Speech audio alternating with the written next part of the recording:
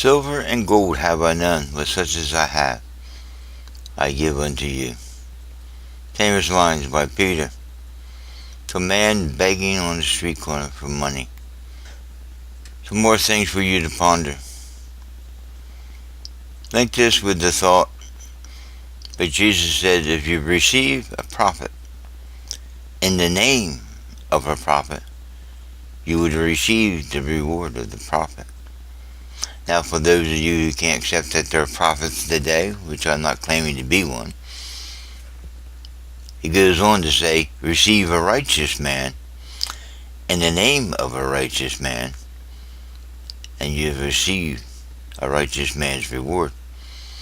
Now, we know he definitely wasn't talking about self-righteous, but those who appropriated the righteousness of Christ and see themselves only as a vessel to which God would give, be it silver and gold, or be it healing, restoring of health.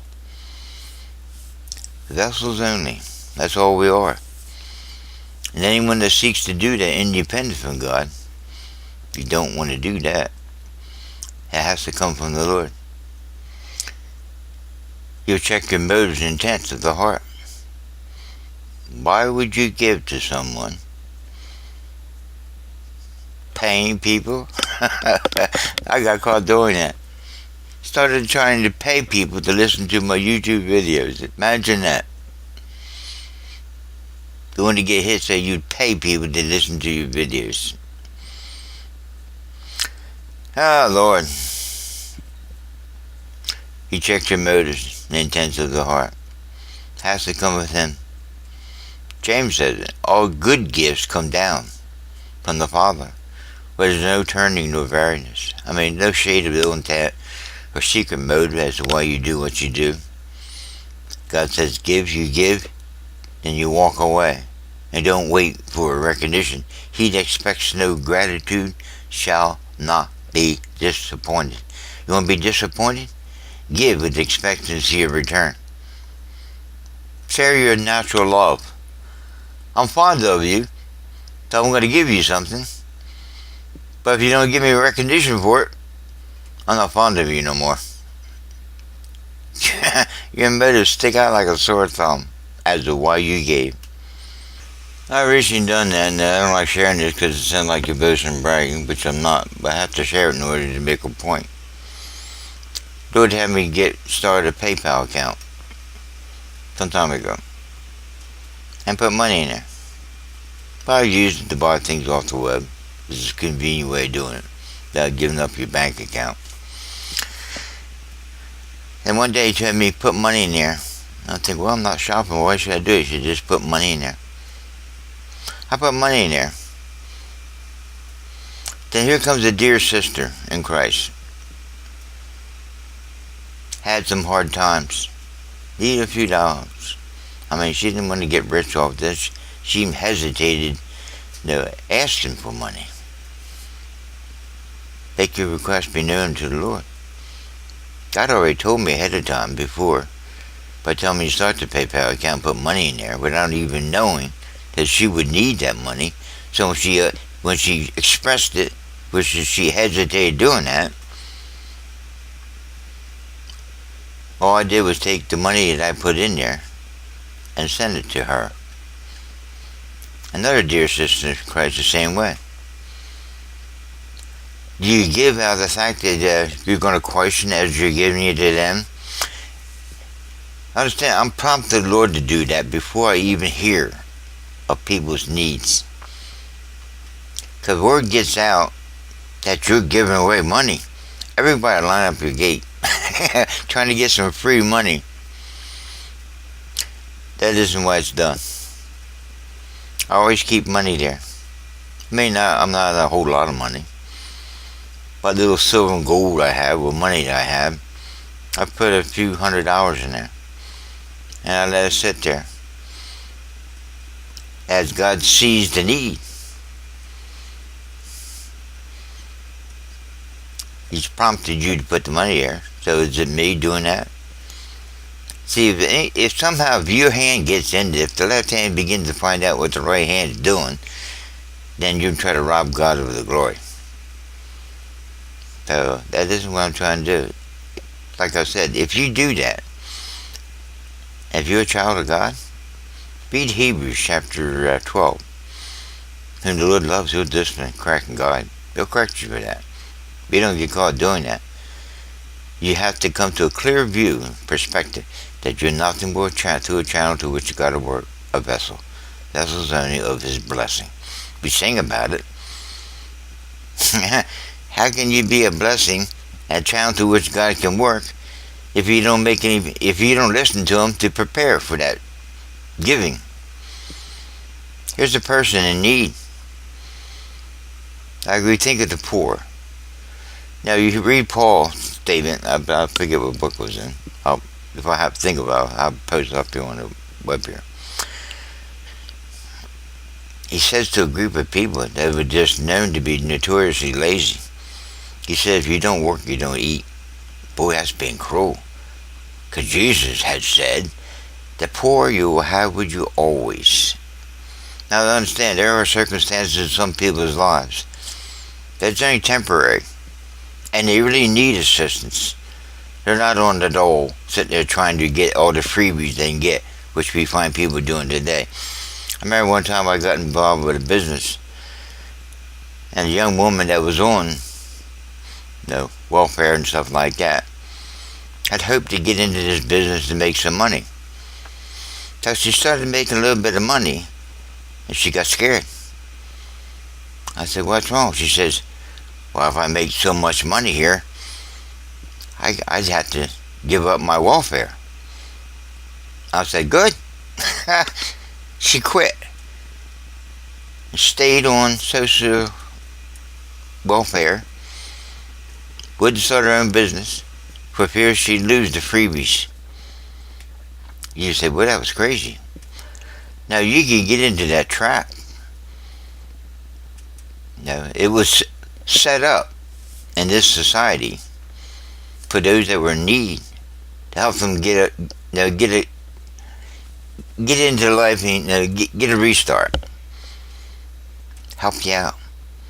Not to carry for the rest of your life, but there are some people that, beyond circumstances of their life, and because of lack of faith on the part of us Christians to be channels,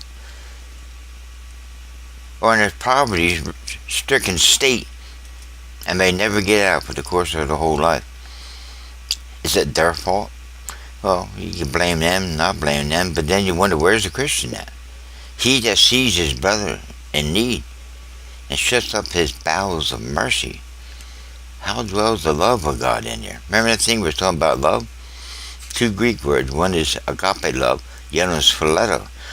Phileto love is human capacity to love. As long as I give and you receive and thank me for it, I give. If you stop being thankful for it, I quit giving. Whereas with agape love, God using you as a channel, he'll give and give and give with no expectancy of return. We don't give with the expectancy of return. How much has God given us? How many times have we been thankful to him for all the blessings he's blessed us with? Every now and then he does that with me. He gets me to reflect back. And I'm thinking, my God's amazing grace. All the things you give me, Lord. What have I ever done to deserve even one of the pleasures I've done? That song. Lord help me, Jesus. I squandered it, wasted it. You've blessed my life beyond measure. I'm not filthy rich. I'm not saying godliness is not a way of great gain, but a self-sufficiency. He's put me in a position where I've been self-sufficient. And I thank God for it. Apart from him, I didn't acquire this wealth by my own hand. That's fair to say that. It's through his mercy and grace that he sustained my life. It's through his mercy and grace I have come to the position where I'm at. And it's through that same mercy and grace that I can pay forward, give back what God's given me to give to others. I don't have a whole lot, but such as I have, I give unto you. So I've asked people, start a PayPal account. that you might be a blessing to others, or others might be able to bless you. I believe it's in Romans chapter 14, it talks about those that have that particular gift to give money away. Remember that? It used to be an old TV series called The Millionaire. The guy would indiscriminately go out and pick somebody in society, and he would give them $1 million under the one stipulation that they never disavow where they got the money from. I mean, it kind of be hard today. There'd be red flags going off. Where'd you get that money from? Is that drug money or something? Now, you'd have to give them up. But he said once you disavowed as to where you got that money from, he would retrieve what was left. I mean, it shed a lot of good stories. How sometimes it was helpful to people, and other times the money destroyed them.